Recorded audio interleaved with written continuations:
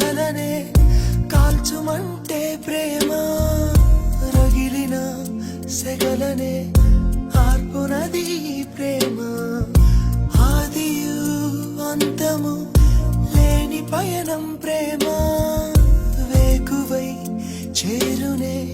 చీకటింట్లో ప్రేమ విశ్వమంతా ఉన్న ప్రేమ